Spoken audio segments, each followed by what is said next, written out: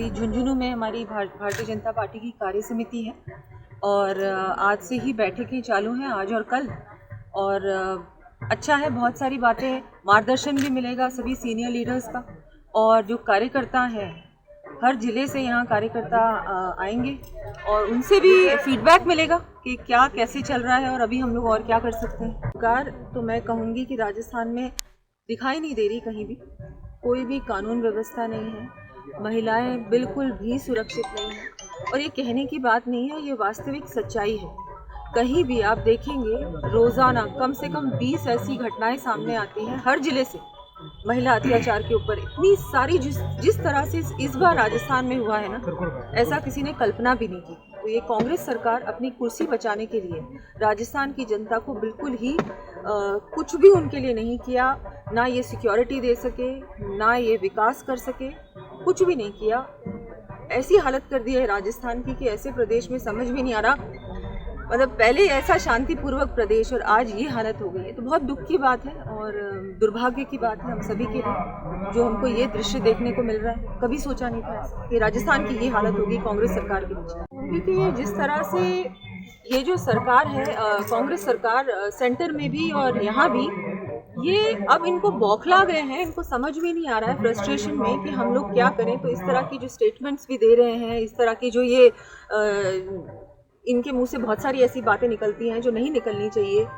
इनके हमारे यहाँ मुख्यमंत्री जी हैं, वो भी जिस तरह से उनकी कार्यशैली इस बार रही है, वो भी बहुत ही एक ऐसी बात है कि किसी ने, मतलब जो हो रहा है बिल्कुल ही एक मजाक ही बन गया एक तरीके से। और ना इनके जो सेंटर के नेता हैं, जो ये भारत जोड़ो यात्रा निकाल रहे हैं, इनको पहले ये देखना चाहिए कि अपनी पार्टी को कैसे जोड़ा जाए। भारत को जोड़ना तो बहुत दूर की बात है इनके लिए, पार्टी को जोड़ने के बारे में बहुत गंभीरता से सोचेंगे पहले। ये अब सिर्फ 2 स्टेट्स में रह रहे हैं और यहाँ से भी बहुत जल्दी इनकी रिहाई होने वाली है परमानेंटली। और राजस्थान की अगर हम लोग बात करें तो राजस्थान में कोई भी व्यक्ति खुश नहीं है। भ्रष्टाचार बिल्कुल चरम सीमा पे है। छोटे से छोटा अधिकारी से लेके बड़े से बड़ा अधिकारी बिना कुछ लिए कुछ काम नहीं करता, सुनवाई नहीं करता, लेने काम करने की तो बहुत दूर की बात। बहुमत से पूरी भारतीय जनता पार्टी सभी सीटें जीतेगी। और जो सीएम चेहरे की बार बार बात आती है, ऐसी कोई बात नहीं है। हम लोग एक साथ मिलकर इस चुनाव में जाएंगे और ये जो डिसीजन होते हैं, हमारा जो पार्टी का जो पार्लियामेंट्री कमेटी है वो डिसाइड करें। जनता पार्टी का संगठन विशेषता लिए हुए है और इसलिए भारतीय जनता पार्टी जहां लोकतंत्र में भरोसा करती है, वहीं आंतरिक लोकतंत्र भी पार्टी की बड़ी ताकत है। और इसलिए पार्टी का बूथ से लेकर राष्ट्रीय स्तर तक निरंतरता इसका बड़ा गुण है। और उसी क्रम में लगातार पार्टी के प्रदेश की कार्य समिति जो हर अंतराल पे होती है जी। अभी हमारा सौभाग्य है कि वीरों की भूमि और खास तौर पर राजनीतिक रूप से जो जागरूक धरती है, शेखावाटी की धरती पर यह अवसर मिला है। आज प्रदेश के पदाधिकारियों की, जिला अध्यक्ष और जिला प्रभारियों की एक विशेष बैठक रहेगी कल पूरे दिन भर, जिसमें लगभग राजस्थान के चुनिंदा 500 के लगभग कार्यकर्ता, जिसमें सांसद विधायक भी शामिल हैं, वो मिशन 2023 और 24 पर बहुत विस्तार से चर्चा करेंगे। हम लोग आने वाले समय में, क्योंकि सब जानते हैं कि पिछले 4 वर्षों में जो राजस्थान की सरकार काबिज है, किसानों की कर्जा माफी, बेरोजगारी, भ्रष्टाचार और कानून व्यवस्था, ये 4 बड़े मुद्दे हैं जिन पर राजस्थान की जनता में एक बड़ा आक्रोश है। और इसीलिए हम लोग जनाक्रोश, जो हमारी रैलियां होंगी, जनाक्रोश आंदोलन होगा, जिसकी बुनियाद विधानसभा क्षेत्र होगी।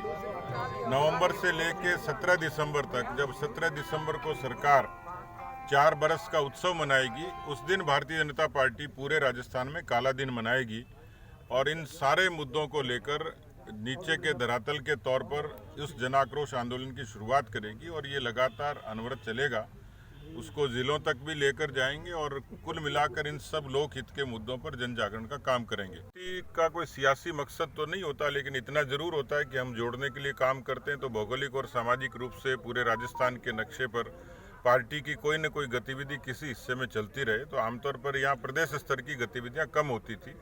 हमने कोशिश की है कि यहाँ भी उसी तरीके से तर्ज पे सक्रियता बनी रहे। आप देख सकते हैं कि किस तरीके से कार्यकर्ता व्यवस्थाओं में जुटे, तो कार्यकर्ताओं में मनोबल का निर्माण होता है और पार्टी का जो एक दृष्टिकोण है वो जनता तक पहुंचता है। तो इस लिहाज से इस बार शेखावटी को चुना। कई चेहरे अपेक्षित आज के दिन कहा कि इसमें आज तो चुनिंदा लोगों की बैठक रहेगी, जिसमें जिला अध्यक्ष, जिला प्रभारी और पार्टी के प्रदेश के पदाधिकारी शामिल होंगे। कल लेकिन पूरी विस्तृत बैठक है, जिसमें हम लोग मिशन 2023 और 24 और उसके साथ जन आक्रोश आंदोलन, इस पर पूरा विस्तार से चर्चा करेंगे। सरकार को इसको चलना नहीं कहते, सड़क के चली है, लेकिन अभी भी सरकार पर तलवार लटकी है। जिस तरीके का सुरक्षा मुख्यमंत्री के भावों में दिखती है, हो सकता है समय से पहले चुनाव हो जाए। उपचुनाव है, उसमें क्या जो पहला का जिस तरह समय के हिसाब से कुछ तात्कालिक मुद्दे बदलते हैं, परिस्थितियां बदलती हैं। सहानुभूति हर समय जीत का समीकरण नहीं होता है, वो एक कारक जरूर होता है, लेकिन हम लोग पूरे तरीके से प्रतिबद्ध हैं कि जो सरकार के खिलाफ जो वातावरण है, किसानों के बीच में, नौजवानों के बीच में, कांग्रेस की हार का कारण बनेंगे। और भारतीय जनता पार्टी पूरे सब लोग मिलजुल कर एकमुखी होकर दमखम के साथ लड़ेंगे। मुझे पूरा भरोसा है कि सरदार शहर की सीट पर भारतीय जनता पार्टी की जीत की संभावना लगातार बढ़ रही है। लगता है कि सरकार मुद्दों के विवादों के निपटारे में भरोसा कम करती है, उसको उलझाने में ज़्यादा भरोसा करती है। और हर समय मुख्यमंत्री का दृष्टिकोण सियासी तौर पर लोगों को भ्रमित करने का। सरकार का काम है कि किसी भी पक्ष को जनता के समक्ष पारदर्शी तरीके से लाए, अपना दृष्टिकोण रखे। सरकार का ही व्यक्ति, सरकार का ही नुमाइंदा सरकार के खिलाफ आंदोलन करे, तो ये बात थोड़ी जायज़ सी लगती नहीं है। तो ये समझ में नहीं आ रहा राजस्थान की जनता को कि राजस्थान की सरकार की और मुख्यमंत्री की दिशा क्या है। गुजरात चुनाव में जिस तरह से 43 विधानसभा क्षेत्र मिले, जिसमें 107 कार्यकर्ता वहाँ पर गुजरात के चुनाव में प्रचार में लगे हैं। प्रवासी राजस्थानी क्योंकि सुविधा, सहूलियत और सम्मान चाहता है, ये पूरा सम्मान उसको गुजरात की धरती पर मिलता है। वहाँ यहाँ का व्यक्ति रोजगार के लिए, नौकरी के लिए, व्यवसाय के लिए जाता है और उसको वहाँ तवज्जो और मान सम्मान मिलती है। किसी भी तरीके से भाषा का, क्षेत्र का, पंथ का कोई झगड़ा वहाँ है नहीं। राजस्थान के लोगों को बराबर सम्मान मिलता है, बराबर अहमियत मिलती है। और इस लिहाज से पूरा प्रवासी समुदाय मोदी जी की नीतियों के साथ, भारतीय जनता पार्टी के कार्यक्रमों के साथ खड़ा है। कांग्रेस सरकार ऐसे क्षेत्र हैं जहाँ कुल मिलाकर जहाँ एक बार जीते या कभी नहीं जीते, इस बार हमने उन सीटों को विशेष फोकस किया है।